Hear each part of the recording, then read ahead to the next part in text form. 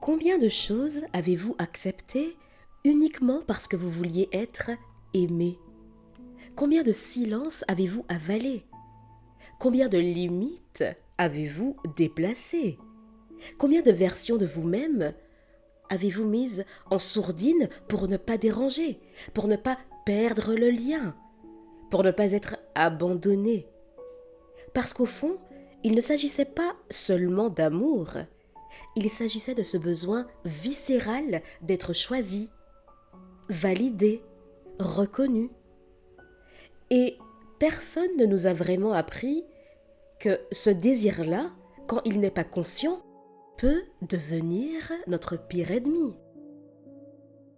Le désir d'être aimé en soi, ce n'est pas un problème, c'est profondément humain, c'est même biologique. Nous sommes des êtres sociaux, des êtres de relation. Et le problème commence quand ce désir devient un moteur principal, quand il dirige toutes vos décisions, quand il dicte ce que vous tolérez, quand il vous pousse à faire plus, encore plus, toujours plus, en espérant qu'un jour, peut-être, ce sera suffisant. Et c'est là que se ferme le piège, parce que plus vous cherchez à être aimé, plus vous vous éloignez de vous-même. Et paradoxalement, moins vous êtes aimé pour qui vous êtes réellement. Prenons un exemple très simple. Quelqu'un vous parle mal. Vous sentez que ça vous blesse. Mais au lieu de dire quelque chose, vous dites « Ah, ce n'est pas grave.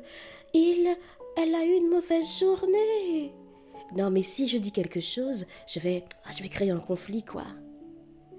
Traduction émotionnelle, je préfère me trahir un peu, beaucoup, plutôt que risquer de perdre ton affection.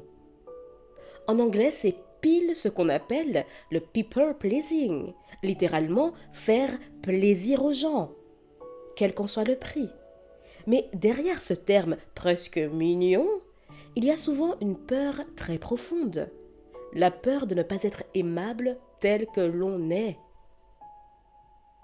Et quand cette peur est là, elle attire toujours le même type de dynamique. Toujours.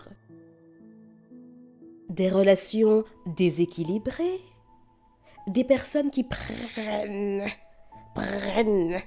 plus qu'elles ne donnent. Je vais redire, prennent. Oui, parce que l'amour que vous offrez devient une monnaie d'échange. C'est comme si vous disiez, si je suis assez gentille, alors on m'aimera.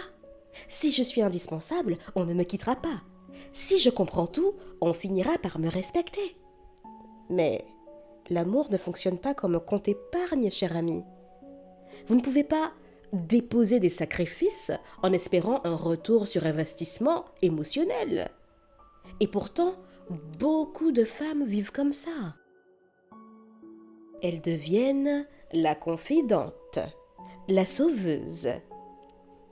La confidente, je redis quand même, je redis. La compréhensive, la forte, celle qui encaisse. Et souvent, elles sont aimées, oui, enfin, d'une certaine manière, mais elles ne sont pas respectées. Elles ne sont pas choisies pleinement. Et pire, elles ne sont pas protégées. Parce que, inconsciemment, elles ont appris aux autres une chose dangereuse. Je peux m'adapter à presque tout. Et quand vous montrez que vous pouvez tout supporter, certaines personnes n'hésitent pas à vous tester encore un peu plus. Et ce n'est pas toujours malveillant. Enfin, pas toujours, parce que parfois, oui, ça l'est. On n'est pas dans le monde des Télétubbies ni des bisounours. Je ferme la parenthèse. Et donc, ces gens-là ne sont pas spécialement malveillants dans leur démarche, donc pas toujours, mais en tout cas, c'est réel. Le désir d'être aimé peut aussi vous faire rester là où vous n'êtes plus heureuse, dans une relation tiède, dans une amitié à sens unique, dans un cadre où vous vous sentez seul, quand bien même vous êtes entouré. Parce que partir, ce serait affronter cette vieille peur. Et si je ne comptais pour personne? Alors, vous restez, vous justifiez, vous minimisez. Mais votre corps, lui, il sait. La fatigue émotionnelle, la boule dans le ventre là, les problèmes de peau. Cette sensation diffuse d'être trop ou pas assez. Cher ami, votre corps parle quand votre bouche se tait. Et je vais me permettre d'être très claire avec vous. L'amour qu'on obtient au prix de l'effacement de soi, ce n'est pas de l'amour, hein? C'est de la survie affective, de la survie émotionnelle. Aimer et être aimé sainement demande quelque chose de radical. Le courage d'être décevante. Oui, oui, décevante. Dire non, exprimer un désaccord, poser une limite, ne pas être disponible tout le temps. Ne pas être la version la plus arrangeante de vous-même. Et c'est souvent là que la peur surgit. Mais si je fais ça, on va moins m'aimer. Peut-être, oui. Bah, très certainement, hein, vraiment, en toute honnêteté. Mais les personnes qui s'éloignent quand vous vous respectez ne vous aimaient pas pour vous.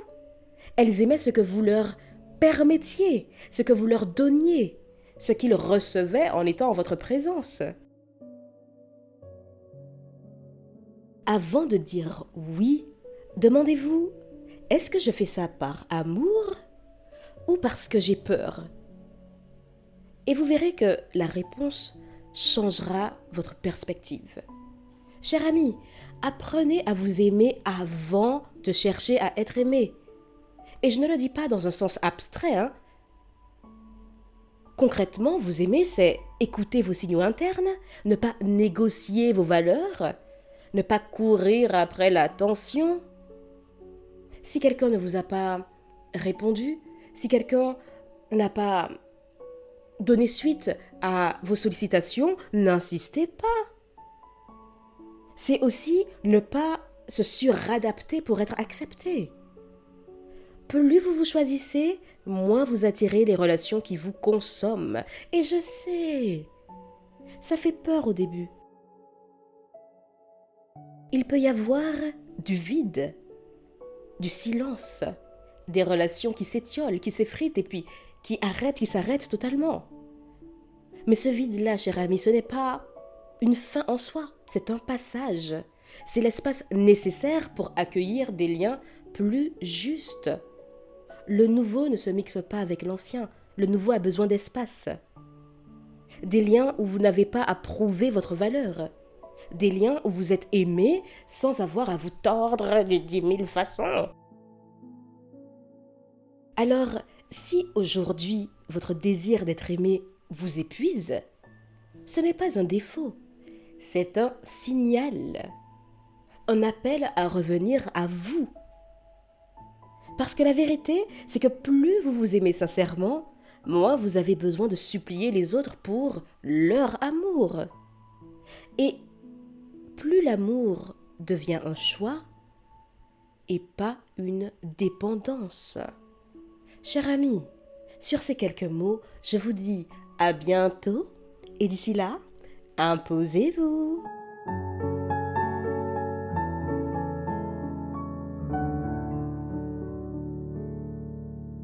Ah oui.